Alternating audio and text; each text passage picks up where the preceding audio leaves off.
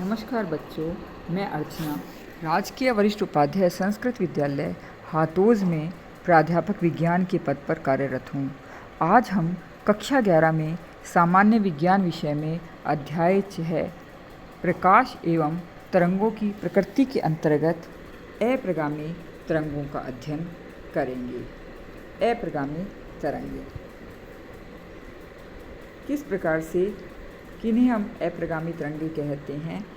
जब किसी माध्यम में समान आवृत्ति एवं आयाम की दो तरंगें परस्पर विपरीत दिशा में समान गति से एक ही पथ पर संचरित होकर अध्यारोपित हैं तो परिणाम स्वरूप नवीन तरंग का निर्माण होता है। इस नवीन तरंग द्वारा विक्षोभ तथा ऊर्जा का किसी भी दिशा में संचरण नहीं होता है। इस प्रकार की तरंग को अप्रगामी तरंग कहते हैं। यानी कि हम क्या समझे? अप्रगामी तरंगों में विक्षोभ तथा ऊर्जा का संचरण किसी भी दिशा में नहीं होगा। अप्रगामी तरंगें दो प्रकार की होती हैं। पहली अनुदैर्ध्य अप्रगामी तरंग और दूसरी अनुप्रस्थ अप्रगामी तरंगें। अनुदैर्ध्य अप्रगामी तरंगें क्या हैं? पढ़ते हैं हम। जब दो समान आवृत्ति एवं समान आयाम की अनुदैर्ध्य तरंगें हम जानते हैं, जिनमें माध्यम के जो कण हैं वह उसी दिशा में गति करते हैं जिसमें तरंग चल रही है। तो आयाम की अनुदैर्ध्य तरंगें एक ही सरल रेखा पर विपरीत दिशा में गति करती हुई अध्यारोपित होती हैं, तो माध्यम में इनके अध्यारोपण से अनुदैर्ध्य अप्रगामी तरंगें बनती हैं। उदाहरण वायु स्तंभों में बनने वाली अप्रगामी तरंगें। दूसरा आती है अनुप्रस्थ अप्रगामी तरंगें।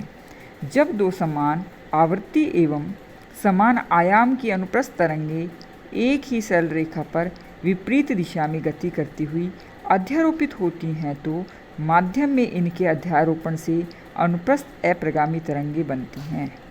स्वरमापी तार वाले वाद्य यंत्र, मेलोडीज प्रयोग इत्यादि में बनने वाली तरंगें इसी में आती हैं।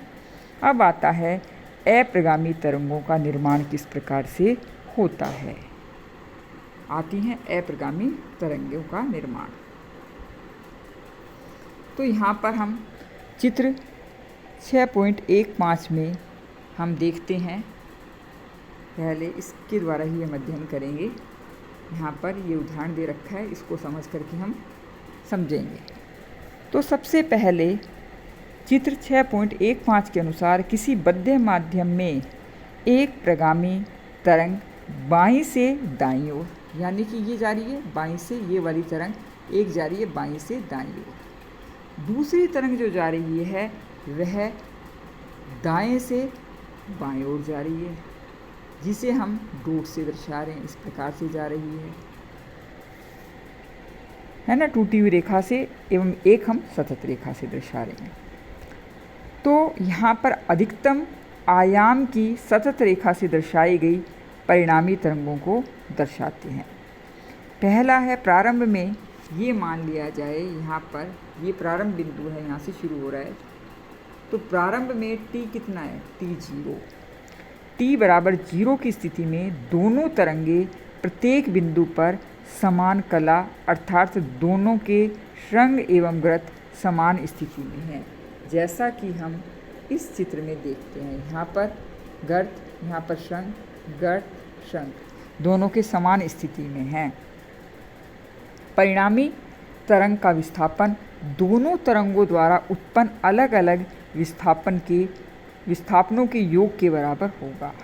परिणामी तरंग अधिकतम आयाम वाली मोटी रेखा द्वारा प्रदर्शित की गई है। यहाँ पर ये है अधिकतम आयाम वाली। यहाँ पर बिंदु N1, N2 जैसा कि हम देख रहे हैं, यहाँ पर ये N1 है, ये N2 है, ये N3 है, N4 है और N5। ये विस्थापन यहाँ पर शून्य है, ये निस्पंद कहलाते हैं।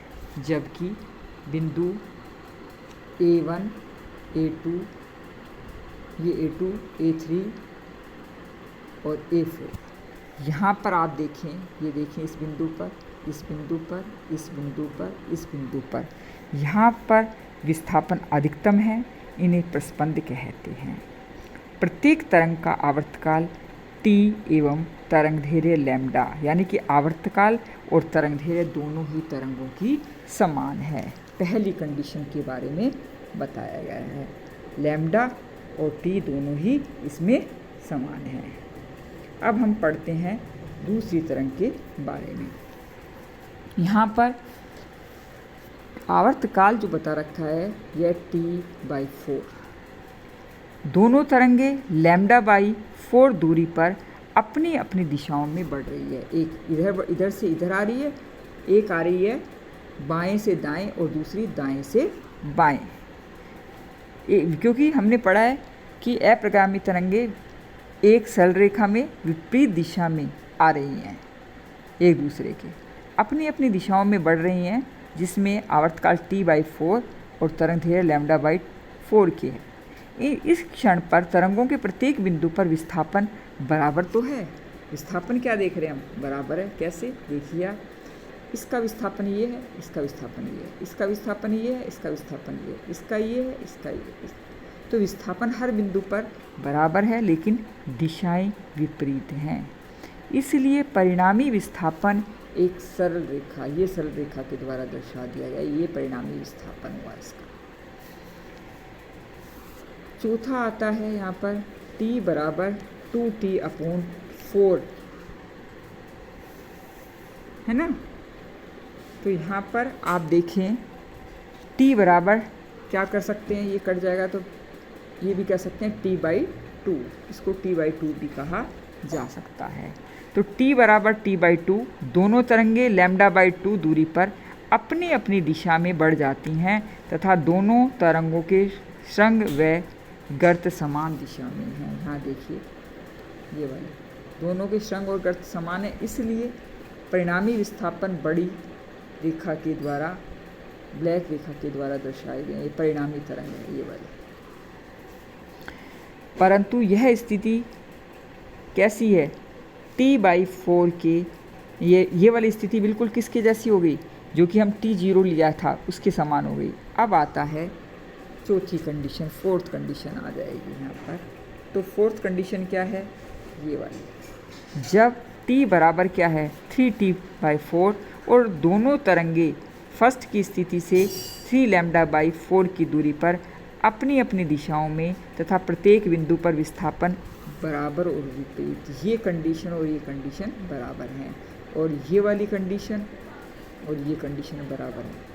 तो एक दूसरे के विपरीत हैं, बराबर और विपरीत हैं, इसलिए परिणामी विस्थापन इस सीधी रेखा के द्वारा दर्शाया जाएगा। इसी प्रकार से पांचवी कंडीशन इसमें बताई नहीं गई, लेकिन फिफ्थ कंडीशन जो है, जबकि हम t क्या मान लें, t बराबर t मान लें, t बराबर t बिल्कुल पहली कंडीशन t बराबर 0 के समान ही हमें प्राप्त होगी। इस प्रकार से यहाँ पर हमने अप्रगामी तरंगों का निर्माण किस प्रकार से होता है ये अध्ययन किया। अब आता है अप्रगामी जो तरंगे हैं इनके गुणधर्म। तो हम क्या देख रहे हैं कि अप्रगामी तरंगों में माध्यम के कुछ कण सदैव माध्य स्थिति में हैं, जैसा कि हम इस चित्र के द्वारा इसको समझ सकते हैं। यहाँ से समझेंगे, यहाँ पर ये निस्पंद है, ये निस्पंद है, ये निस्पंद है, ये विस्पंद है, ये विस्पंद है, ठीक है। तो माध्यम के कुछ कण सदैव माध्य स्थिति में होते हैं, अर्थात उनमें स्पंदन नहीं होता। जैसे N1 यहाँ पर नहीं हो रहा, N2 यहाँ नहीं हो रहा और N3 यहाँ नहीं हो रहा, इन्हें निस्पंद कहते हैं। दूसरा, इन निस्पंदों की स्थितियों के मध्य में जो कणों के कंपनों का आयाम अधिकतम है। ये देखिए मध्य में जो कण हैं इनके आयाम अधिकतम है, यहाँ आयाम अधिकतम है, इनके मध्य में जो आ रहे हैं कण, यहाँ पर इसका मतलब आयाम अधिकतम है तो स्पंदन अधिकतम होगा। जैसे A1 और A2, ये A1 है और इधर ये A2 है, ये वाले, ठीक है। इन्हें प्रस्पंद कहते हैं। तीसरा, यहाँ पर आ जाएंगे हम तीसरे पर। चित्र को हम इसी के द्वारा समझेंगे, इस चित्र के माध्यम से ही इसको अध्ययन करेंगे। दो क्रमांकन प्रस्पंदों, ये एक प्रस्पंद है, ये एक प्रस्पंद है, इनके बीच की दूरी है ना, इनके बीच की दूरी जो है λ/2 कहलाएगी। क्या कहलाएगी? λ/2, दोनों के बीच की, दो प्रस्पंदों के बीच में। इसी प्रकार से हम दूसरा कह सकते हैं, दो निस्पंदों के बीच की दूरी, ये एक निस्पंद है, ये, इनके बीच की दूरी भी λ/2 कहलाएगी। लेकिन यदि हम क्या कहें, एक प्रस्पंद और एक निस्पंद, ये एक निस्पंद है और ये एक प्रस्पंद है, इनके बीच की दूरी जो होगी वह क्या कहलाएगी? λ/2 कहलाएगी, सॉरी λ/4। यानी कि ये जो दूरी है ये पूरी लैम्डा है, इसकी आधी यानी कि दोनों निस्पंदों के बीच की दूरी λ/2, एक निस्पंद और एक प्रस्पंद के बीच की दूरी λ/4 हो जाएगी। ठीक है, तो इस प्रकार से इसको समझा। फोर्थ आ जाएगा इसी प्रकार से। फोर्थ क्या कह रहा है इसमें से देखिए, यहाँ पे चित्र में से देखते रहेंगे हम, समझ आएगा ताकि आसानी से हमें। निस्पंदों की स्थिति के अतिरिक्त सभी बिंदुओं पर कण सरल आवर्त गति में कंपन करते हैं। यहाँ के कण बिल्कुल भी गति नहीं करते, बाकी सब गति करते हैं। इसके बाद दो क्रमागत निस्पंदों के बीच सभी कण समान कला में होते हैं, परंतु विपरीत आयामों में कंपन करते हैं। इधर ये कंपन कर रहा है और इधर ये कंपन कर रहा है, तो हैं तो बराबर लेकिन विपरीत आयामों में कंपन कर रहे हैं। दोनों निस्पंदों के दोनों ओर के निकटतम कण विपरीत कला में करते हैं, ये भी विपरीत कला में करेंगे। ये निस्पंदों के इधर कर रहा है, ये इधर कर रहा है। ठीक है, इसके बाद सभी कण अपनी मध्य स्थिति से एक साथ कंपन प्रारंभ करते हैं, परंतु उनके वेग भिन्न भिन्न होते हैं। अप्रगामी तरंगों में विक्षोभ संचरण नहीं होने के कारण ऊर्जा का स्थानांतरण नहीं होता। यहाँ पर निस्पंदों में घनत्व और दाब में परिवर्तन महत्तम होते हैं और तरंग ढाल अधिकतम होता है। देखिए यहाँ पर ये निस्पंद हैं, यहाँ पर तरंग का ढाल अधिकतम होगा, और जो प्रस्पंद हैं वहाँ तरंग का ढाल कम होता है, और यहाँ पर इसमें प्रस्पंदों पर घनत्व और दाब परिवर्तन क्या होता है? शून्य होता है, और ढाल भी शून्य होता है। धन्यवाद। अप्रगामी तरंगों का गणितीय व्याख्या आगे हम अध्ययन